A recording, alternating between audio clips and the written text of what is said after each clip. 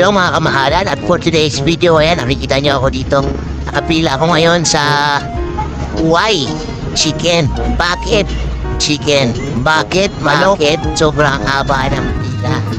So, kita nyo ngayon yung pila hanggang dito sa kabila. At yung mga tao dito ngayon, nakapila din sa may kabila. So, matatagpuan itong White Chicken dito sa Puerto Princesa North Road. Ayan. Busy kalsada na ito ngayon. Nakapila tayo. So, ang haba ng pila, mga kamahalan. Natanong ko kanina yung church doon. Nang sabi sa akin, take more than 1 hour bago yan, maubos yung nakapila na yan. Kung nandun ka sa likod. So, ayan. Kapag nakapila ka dyan, magbabayad ka muna. So, pag nakabayad ka na, saka mo, pwede ka yung na yung binayaran. So, ganun kahaba yung ating pila ngayon dito. So, ayan, blockbuster yung pila.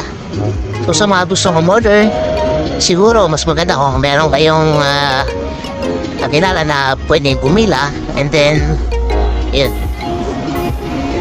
bayaran nyo lang. Or pakiusapan nyo na lang para maka-order kayo ng mas marami. So, ayun lang mga kamahalan. See you all our next vlog. Peace.